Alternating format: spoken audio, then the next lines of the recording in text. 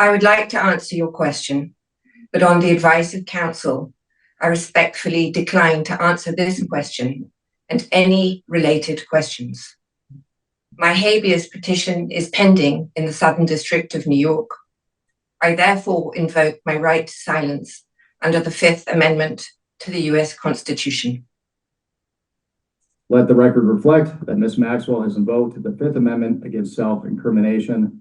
Ms. Maxwell, please be very clear. Are you declining to answer the question put to you solely on the ground that you believe the answer will incriminate you? I invoke my Fifth Amendment right to silence. Ms. Maxwell, did you at any time play any role in Jeffrey Epstein's activities involving the recruitment, grooming, or trafficking of young women or girls? I invoke my Fifth Amendment right to silence. Let the record reflect that Ms. Maxwell has invoked the Fifth Amendment against self-incrimination. Ms. Maxwell, please be very clear. Are you declining to answer the question put to you solely on the ground that you believe the answer will incriminate you? I invoke my Fifth Amendment right to silence. Ms. Maxwell, have you ever coerced, directed, or otherwise instructed any young woman or girl to provide sexual favors to Mr. Epstein or any other individual? I invoke my Fifth Amendment right to silence. Let the record reflect that Ms. Maxwell has invoked the Fifth Amendment against self-incrimination. At any point during your personal relationship with Jeffrey Epstein, were you aware that Mr. Epstein was sexually abusing minors and adult women? I would like to answer your question, but on the advice of counsel, I respectfully decline to answer this question and any related questions. My habeas petition is pending in the Southern District of New York. I therefore invoke my right to silence under the Fifth Amendment to the U.S. Constitution. Have you ever facilitated the sexual abuse of any minor or adult woman by Mr. Epstein?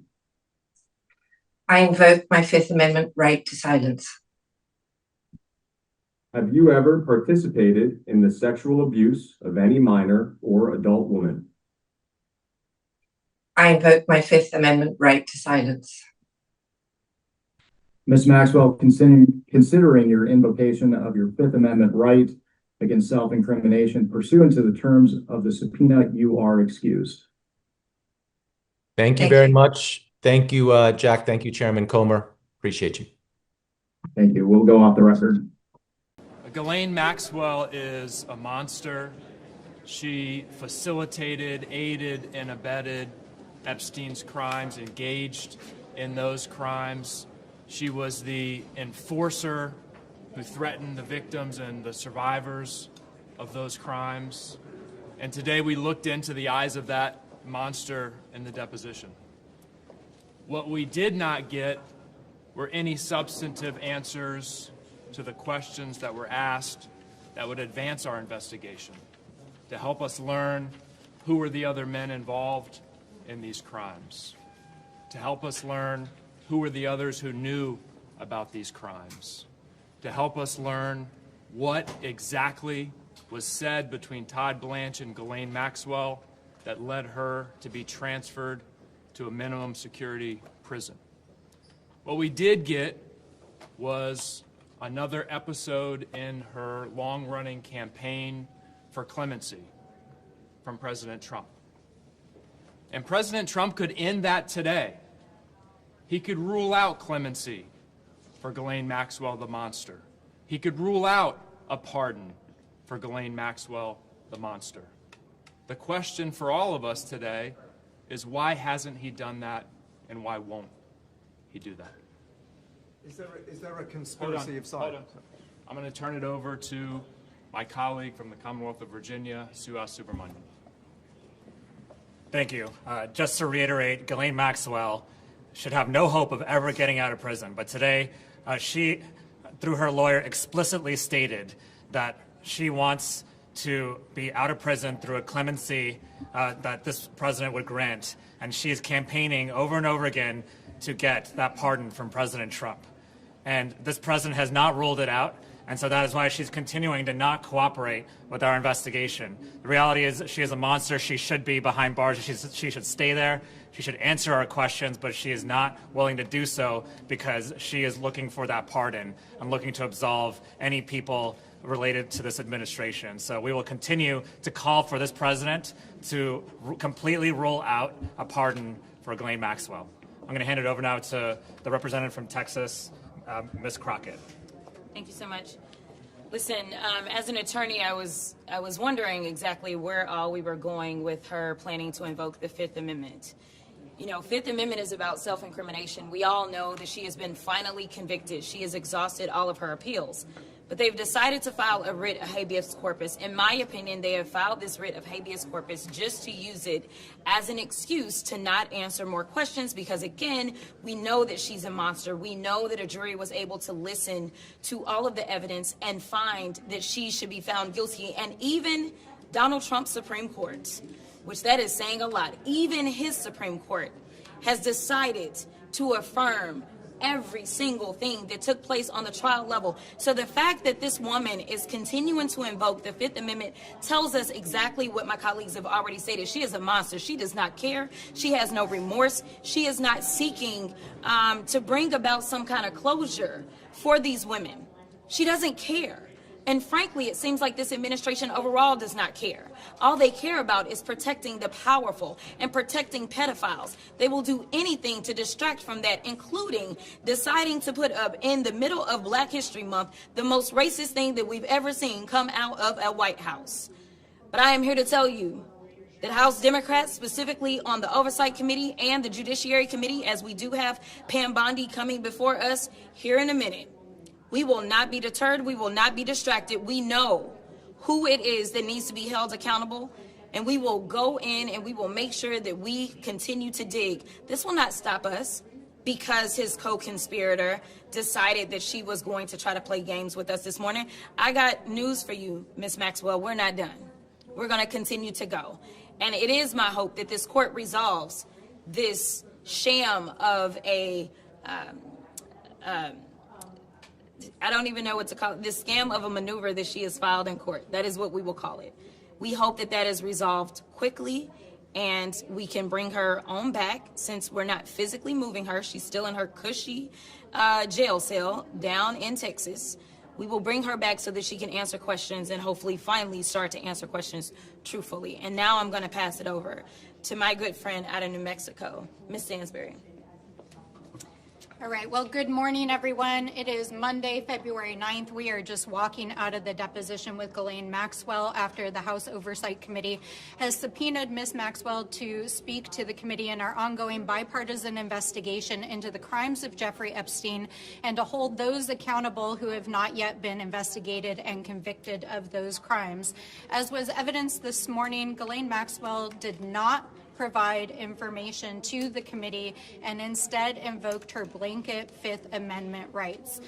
While we are not able to speak to the specifics of what was said within the deposition until the deposition record is made public, it is very clear that she used this opportunity to not only campaign for clemency as she has been doing, but also to send a direct message that she is hoping that people who were sitting in the deposition will transmit to the President of the United States, which is that her silence can be bought through clemency. It is very clear that that is the message that she is trying to send directly to Donald Trump himself. Directly. She is telling Donald Trump through her deposition that she is trying to buy her clemency. Now, she did state that she is taking and invoking her Fifth Amendment rights because of a pending habeas petition before the Southern District of New York. But let us be clear. Her case appeals have already gone to the United States Supreme Court and they have been denied. She is not being released from jail unless, of course, Donald Trump buys what she's selling. So we want to be clear that she is exactly where she's supposed to be in terms of her conviction, and she needs to go back to the prison where she belongs. Now, we have a lot of questions for Ms. Maxwell with regards to what actually happened in Epstein's affairs, who was directly involved in the sex trafficking, money laundering, and influence peddling scheme that she and Jeffrey Epstein were involved in, how Donald Trump was involved and whether or not he committed any crimes himself, as did his many associates who are named in the Department of Justice files. Let us be clear that Donald Trump is not only named thousands of times in the latest release from the Department of Justice, he is named over 38,000 times in the files that were released 2 weeks ago alone. And we know that that only represents half of the files that the Department of Justice has in its possession, including files that were used for direct investigations of perpetrators, people who committed crimes, people who were co-conspirators in those crimes, and individuals who knew of those crimes. We know that there are multiple administration officials, including Howard Lutnick, Elon Musk, who served as the appointee for the DOJ efforts in the White House. We know that the Secretary of Navy. We know that Steve Bannon. We know that there are more than 36 associates, family members, and individuals directly associated with Donald Trump named in those files. Now, there are now at least 9 or 10 other countries across the world that have opened investigations or forced their leaders to step down because of their mere association with Jeffrey Epstein. And the United States government is engaged in an active cover-up of the largest sex trafficking scandal and influence peddling scandal in the history of the United States, and Donald Trump is right at the center of it. And the person who is living to provide the evidence, who knows what is going on, is trying to invoke the Fifth to buy her clemency. So let's be clear on what we saw here today. This was an effort to essentially try to secure her pardon by keeping her mouth shut. And we will not allow this silence to stand. It was announced late last week that the Department of Justice would allow members of Congress to view the unredacted files of the files that have been released, and many of us will head to the Department of Justice today to look at the memos and internal documents of the Department of Justice that were removed from the website, to understand why names of survivors were unmasked and why and who the Department of Justice is shielding as they have redacted files that include perpetrators and co-conspirators. And with that, we will stand for questions. Can you talk about if there was a conversation around Howard Lutnick, for example? I know Comer said he didn't want to disrupt the other 5 depositions that they have scheduled, but I don't know how even just trying to speak to Comer would disrupt the other 5. So I wonder if you could help us understand.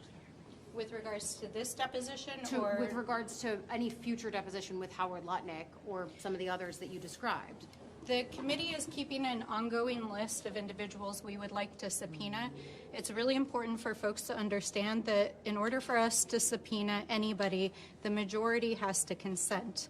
And so while we appreciate that there is bipartisan cooperation in this case, we have a whole list of individuals we would like to subpoena before the committee that they have not consented to. Of course, we would like to speak to Secretary Lutnick, and I personally believe that Mr. Lutnick needs to step down immediately. Ma'am, what is your message to survivors amid this sort of wall of silence that we've seen today from Ghislaine Maxwell? Our message to survivors is that we are here to bear witness, to fight for justice, and to fight for convictions. Yeah, I mean, we're standing with them. We have been in communication with those survivors that are really, there are a certain number of survivors that are really more involved than others, and they are standing for their fellow other survivors. They're out front. We are standing with them, and we are telling them that we're not going to back down, which is why we're very clear about the fact that, yes, this took place today, and basically Ghislaine was like, I'm not going to participate, but we're not going to stop. You know, there were those that thought we would stop when we were able to get the discharge petition done. There were those that thought we were going to stop when it didn't seem like we had the votes once we finally got that done. I mean, the House Speaker shut the House down so that we would not go there, right? And now that they have violated the law, because this is actually in law, we are not stopping. So I want people to understand that House Democrats, we are going to be on their asses. Like, that's just the reality. And what is your message to President Trump in that case?